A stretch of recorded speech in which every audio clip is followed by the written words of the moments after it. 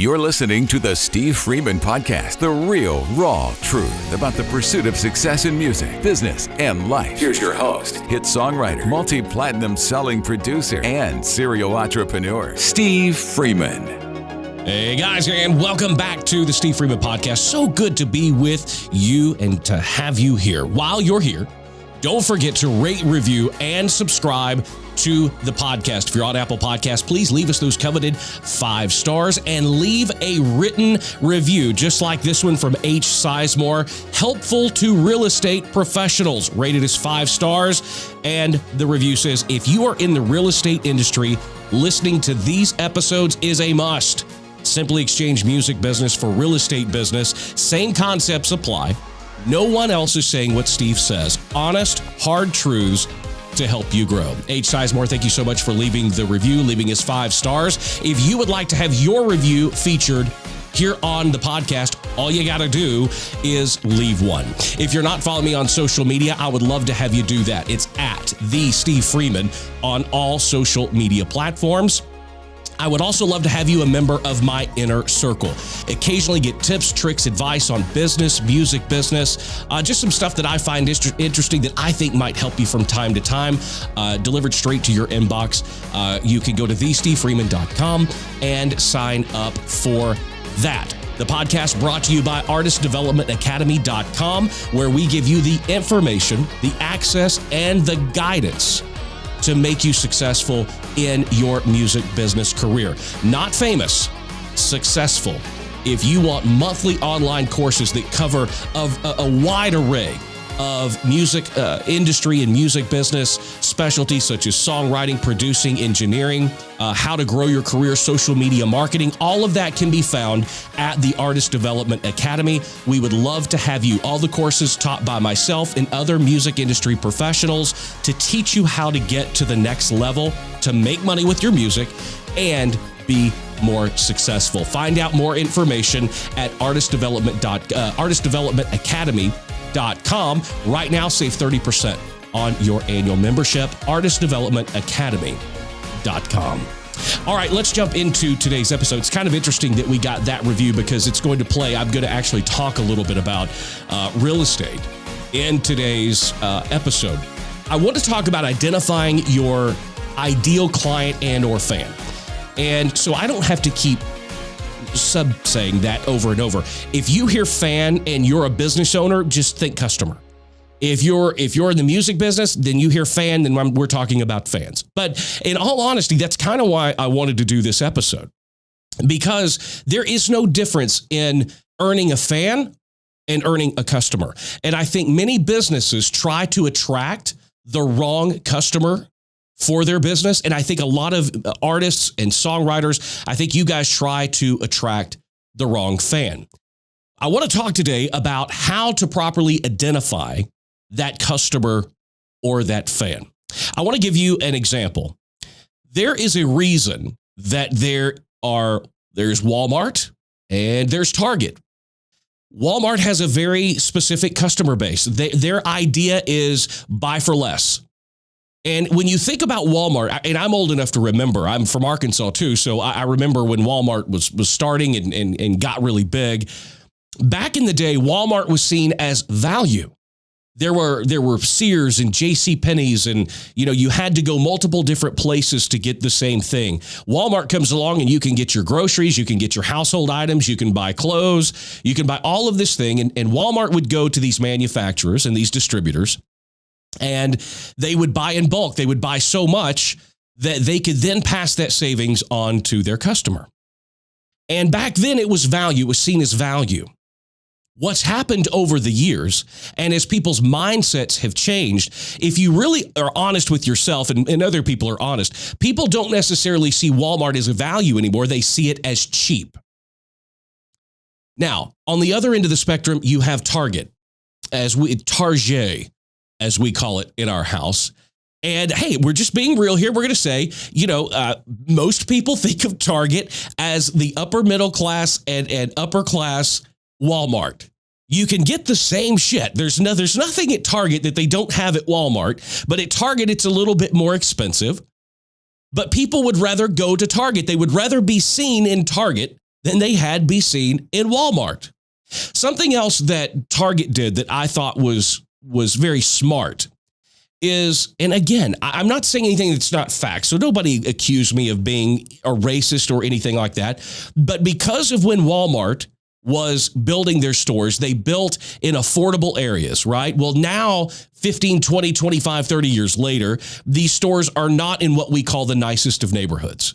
They typically are, and that keeps a lot of people from going to Walmart because they don't want to go to those parts of town.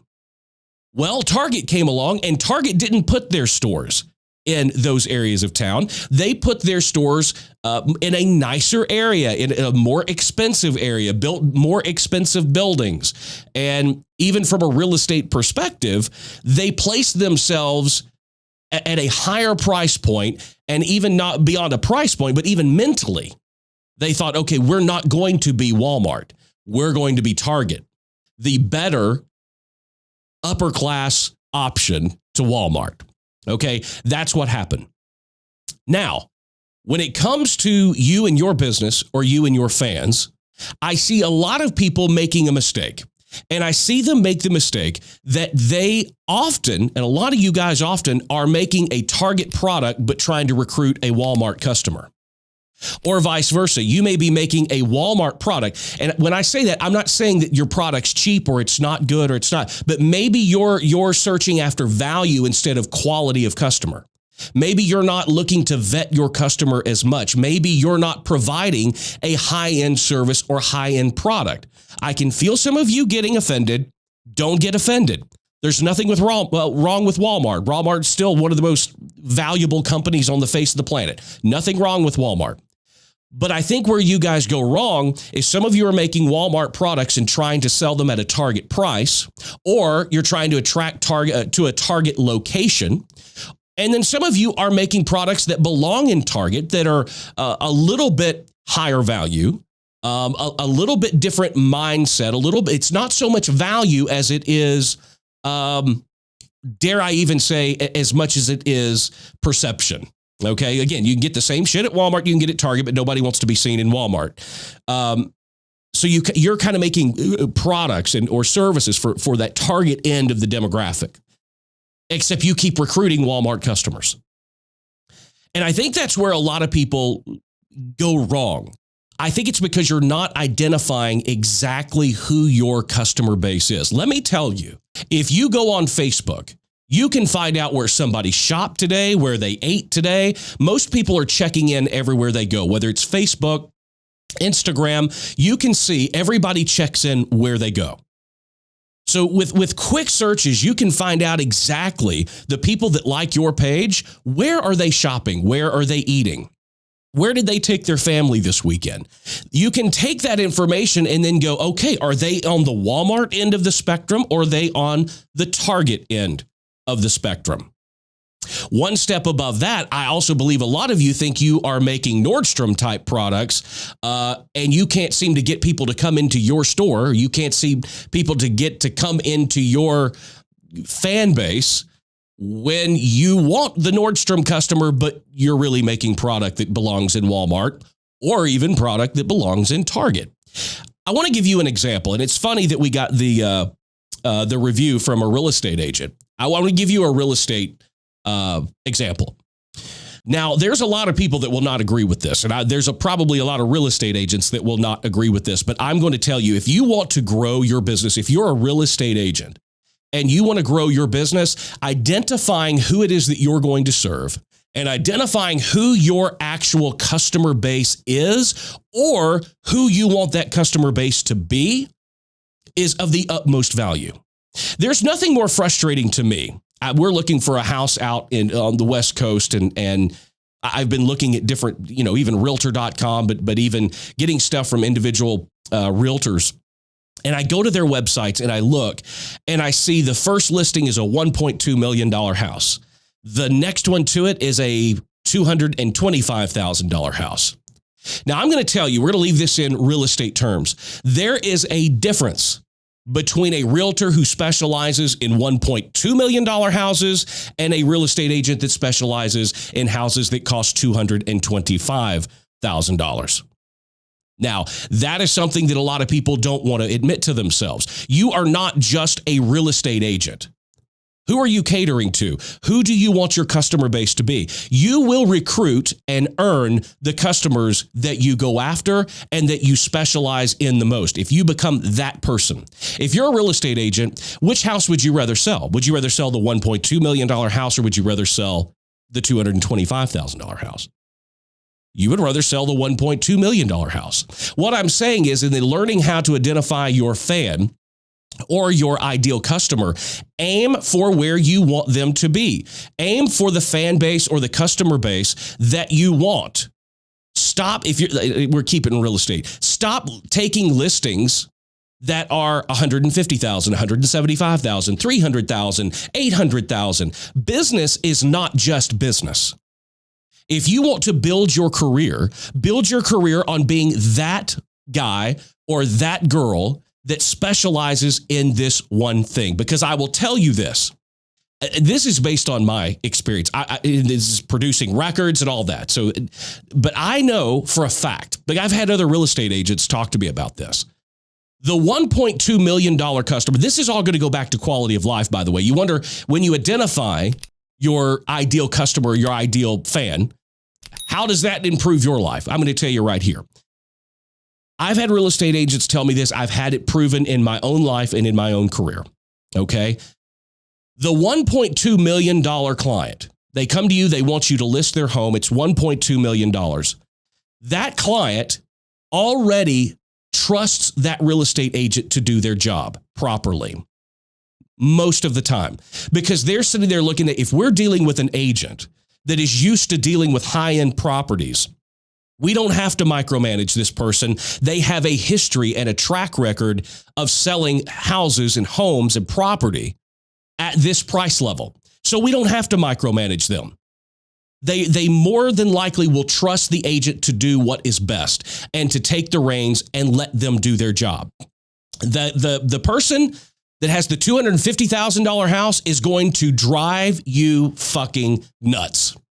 They are going to be calling, texting, all hours of the day. They're going to, what's going on with this? When do we have another showing? Why do we have this? Why haven't more people seen it? Why don't we have an offer? It's just the way that it works. The less somebody pays for something, the more expectations they have. When you start getting to the other end of the spectrum, people are professional. I'm not going to say more professional, but they deal in a different realm. And they don't have time to bring people into their circle or associate with people that don't take their work as serious as they do. So when they give somebody that $1.2 million listing, they are more than willing to trust that agent to know exactly what it is that they need to do to get the job done. When you're dealing at the other end of the spectrum, the seller or the buyer, they always think they know more than the real estate agent. Why are they getting their 6%? We're doing everything. We're not getting enough showings, and they will bug you to death. It's happened the same thing in my career. I'll put it on myself so I don't have to put it on anybody individually out there. I will tell you, the most expensive records that I get hired to produce are the ones where the artist and or the record label trust me completely. They do not question me because they are hiring me for my expertise and my professionalism. They are hiring me to do what it is that I do for them to make their product the best that it can be. Now, when I always try to do, and I try to help people, and I'll do some independent projects for little to no money whatsoever, it's those artists that are on my ass constantly. Well, are you sure about this? I mean, maybe we should do this. Maybe it should sound like this. They always think they are the professional. They always think they know more than I do, and it is an issue and a problem time after time after time after time. I know why that is, because they are counting on it so much more than the established artist. They think that this product, they're so personally, emotionally invested in this product that they feel like they physically need to push it up the mountain, even though they've hired me to do that for them. They just can't let go of the reins. It goes back to that whole saying. Have you ever heard the saying, let go and let God? I don't know what God's capable of because I've never let go. That is one of the most difficult things for us to do in our entire lives, whether you're a person of faith or not. It doesn't matter. Let go, let God. Some amazing things could happen if we would ever let go, but we will not let go. And that's a big key in what we're talking about today. Sometimes you have to trust the people, the higher power, the people that know more than you do, the people that are in your circle because you've involved them because they do know more. You have to allow them to do their job. When you're trying to identify your ideal customer or your ideal fan, when it comes to your marketing, only market to the fan base or the customer base that you want. I see this so often. People do advertise, they do social media advertising like I tell them to, but they advertise to a too broad of a range. Let's throw it back to real estate. You're a real estate agent and you're doing Facebook advertising, Instagram advertising. You're doing everything that you should be doing. And by the way, real estate agents, if you're out there doing traditional marketing, you're going to lose. If you're doing flyers in newspapers and magazines, nobody's reading that shit anymore. You should be taking 100% of your budget and putting it into social media. Nobody lives in the newspaper. Nobody lives in the magazines. Nobody lives in all this local bullcrap. They are online. Use 100% of your marketing on social media because that's where you're going to find your fan base. When it gets to that point, you have to identify yourself. Am I an agent that deals in $1 million houses or am I an agent that deals in $300,000 houses? There is a difference. Which area do you want to aim for? Because the area you put your energy into, the area and the sector in which you put your marketing dollars into, that is the customer you're going to attract. Now, for some of you, maybe your ideal customer is the $300,000 home buyer or seller. Maybe you figure I can list and sell 3 to 4 of those for every $1 million house, so I'm going to specialize in that. There's nothing wrong with that. But whenever you do make that decision, you've got to take a hard stand. I am the agent that deals in $650,000 plus homes. When somebody calls you about buying or listing a home that's below that amount, I'm sorry, that is not my expertise. That's not what I do. But let me send you over here to this person. And now you're going, oh, Steve, you're talking about turning down business. Damn right. Damn right I am. You guys need to understand and realize that sometimes, most of the time, dare I say almost all the time, the key to getting where you really want to be is having the willingness to say no. No. Now, I know that goes against it, but you're going, Steve, I could sell that house for $350,000 and I could make my percentage. I could make money. Okay, but is that the person you want to be? Is that what you want to be known for? Sometimes you have to say no to get to the yeses. Identify who you are. Are you this agent or are you this agent? There is nothing wrong with being either one. Both of them are going to make money. But you have got to brand yourself as one or the other, not paint yourself and or your customer with such a broad brush that you can't properly be identified in the marketplace. Artists do this all the time. We make this kind of music, then we turn around, we make this kind of music. Who are you? Your fans, no wonder you don't have a fan base. People don't know who you are. It's almost like you're schizophrenic. Well, one week we're over here doing this. The next week we're over here doing this. And now I can hear you now. Y'all are over there. Well, Steve, you said not to put myself in a box. I'm not talking about putting yourself in a box. I am talking about figuring out and finding out what your identity is. What is your place in the marketplace? Who are you serving? Who do you want to serve? Who do you want to be known as serving? This is all well within your power. All well within your power. If you don't know who you are, and you have not reached that point yet where you are identified as this person, or I do this. You are the specialist at this. I excel in this one thing. If you don't know what that is, you have no way to figure out or even realize or discover who your ideal customer or ideal fan is. I think there's a lot of people out there that have misidentified their potential fans or ideal customers, ideal fans. I think you've misidentified them. Again, are you making a Walmart product that belongs in Target? Or are you making a Target product that belongs in Walmart? There's a reason. There's a reason. We all have to buy groceries, right? There's a reason there's Kroger and there's Publix and there's all these different Costco and Sam's. There's a reason because they serve a different customer base. There are Sam's people and there are Costco people. I don't know why some people choose to shop at Sam's and some people choose to shop at Costco, but I know that there's two separate entities and they serve two different customers. Which one are you? Are you Walmart or are you Target? Are you Kroger or are you Publix? And when you figure out which one of those are, then you need to focus your time and energy. If you are a Walmart person, start focusing and hitting your ideal customers that are also Walmart customers. If you are a Target product or a Target business, then you need to start targeting Target customers. Stop trying to get people to leave Walmart and come shop at Target.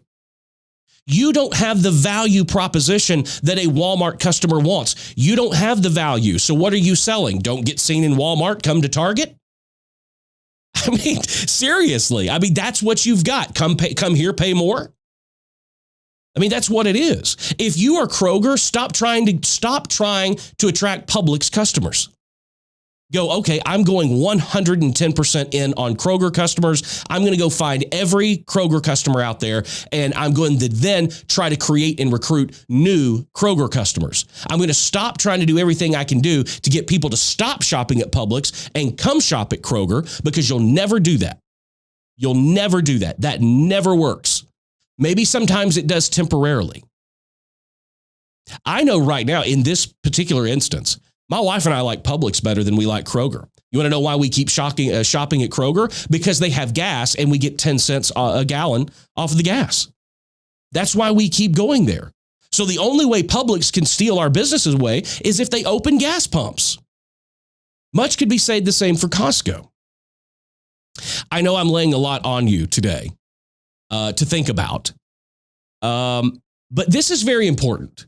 Identifying your ideal fan or your ideal customer is so important, but you can't get there and you can't do it until you identify which one of those fan bases, which one of those customer bases you are actually going to serve. Which one are you? Back to the real estate. Are you an agent that deals with $1 million house, or are you the agent that deals with a $300,000 house? I'm here to tell you that just business is not just business. It's all about your identity. It's all about how you're seen and how you're perceived by the customer base that you want to recruit. The customer base that you want. Keeping it in real estate, if any real estate agent was ever really honest, because it all does come back to revenue. It comes back to making money. That's what makes the world go round. When it comes back to that, any real estate agent would tell you that they would want the customer base of higher end clients. They're easy to deal with and you make more money. Just period, end of story. Yeah, there's more inventory at the lower end of the scale. But is that the agent you want to be? I'm not saying that you don't want to help people. I'm not saying that, you don't just do this for the money. But this is about your identity. This is about how your potential customer base comes to know you. What do they see you as? What perceived value are they going to get? I know a couple of years ago when we listed our house, I was very particular in the real estate agent that I picked because I knew the level of service that I was going to get for that price. It wasn't that I didn't trust another agent that specialized in selling cheaper houses or less expensive houses. It wasn't that I didn't trust them. It's just that I knew going in that this particular agent deals with higher end clients. And I knew that I would get that level of service. And that's what I needed to be able to entrust somebody to list and sell our home quickly. And they did. He sold it in 24 hours. So it does make a difference. First, identify yourself. And once you properly identify yourself and hey, here's another thing. Maybe you're not there yet. Maybe you identify where you want to be. In order to get where you want to be and know exactly where it is you're going, every step that you take has to be filled with an effort to attract getting you to that next point. Don't start here aiming for up here. Just start out up here. Yes, occasionally you might have to say no. You might have to turn down easy money in order to get to the level where you want to be. But if I've told you guys nothing, and I've been consistent on nothing since day one, I have always been consistent in telling you that it is persistence, consistency, and a willingness to sacrifice that will lead you to success in anything in your life or your career. The same applies here. Find out who your ideal customer or ideal fan is. But before you can do that, you have to know who you are. You have to know where you're going and who it is that you want to be. Guys, thank you for joining me for another episode of the Steve Freeman Podcast. Don't forget, rate us 5 stars, subscribe to the podcast, and leave us a written review. Follow me on social media at The Steve Freeman everywhere, and join my inner circle at thestevefreeman.com. Head over to our sponsor, artistdevelopmentacademy.com. Get the information, access, and guidance you need to be more successful in your career, make money with your music, and get yourself to the next level. artistdevelopmentacademy.com. Guys, until the next time, keep being creative, keep pressing the boundaries, and there's nothing wrong with being independent. See you in the next one. Thanks for joining us for the Steve Freeman Podcast. Be sure to subscribe and follow Steve on social media at The Steve Freeman.